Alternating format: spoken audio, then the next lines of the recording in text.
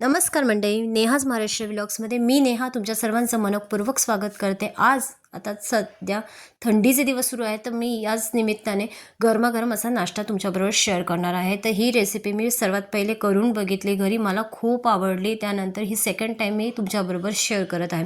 तर हा मखाण्यापासून केलेला पदार्थ आहे। तर इथे आपण एक कढई घ्यायची, त्याच्यात एक वाटीभर मखाणा चांगला परतून घ्यायचा क्रिस्पी होईपर्यंत। त्यानंतर त्याच कढईमध्ये आपण अर्धी वाटीभर तीळ टाकून घ्यायचे।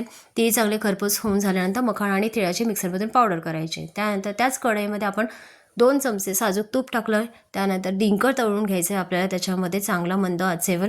डिंक चांगला फुलला ना की आपल्याला त्याच्यामध्ये दूध ॲड करायचं आहे। तुम्ही इथे डिंक मिक्सरला फिरवून क्रश करून पावडर करून मग दुधात ॲड केली तरीही चालू शकणार आहे।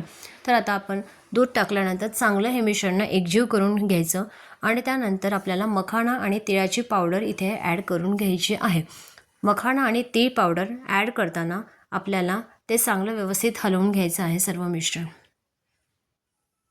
मखाणा हा खूप पौष्टिक आहे, तर अर्थात आपण ह्याच्यामध्ये थंडीच्या सीझनला जे लागणारे पदार्थ आहेत ते जिन्नस आपण इथे ॲड करणार आहोत। हा खूपच हेल्दी असा ब्रेकफास्ट होणार आहे। तर इथे आपण आता थोडंसं साईडने तूप टाकणार आहोत आणि हे सगळं मिश्रण जे आहे ते चांगलं आपल्याला परतून घ्यायचं आहे 3 ते 4 मिनिटापर्यंत।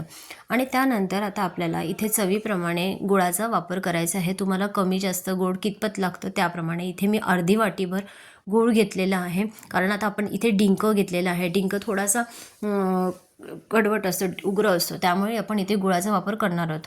तर गूळ ॲड केल्यानंतर मी इथे बारीक रवा किंवा जाड रवा तुमच्याकडे असेल तर 2 चमचे आपल्याला इथे ॲड करायचं आहे। जास्त पण ॲड करू नका, हार्डली आपलं पोहे खायचे जो 2 चमचे असतात तेच आपण ॲड करून घ्यायचं आणि थोडंसं पाणी टाकायचं आणि हे मिश्रण जे आहे ते 5 मिनिटभर आपल्याला शिजवून घ्यायचं आहे मंद गॅसवर।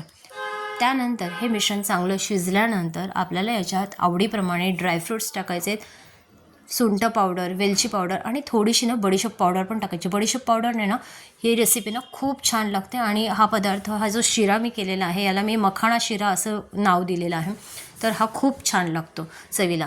तर ही माझी नवीन रेसिपी तुम्हाला कशी वाटली ते मला नक्की कमेंट करून सांगा।